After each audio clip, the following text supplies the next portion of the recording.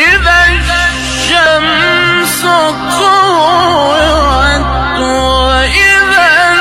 النجوم انكدرت وإذا الجبال سيرت وإذا العشار عطلت وإذا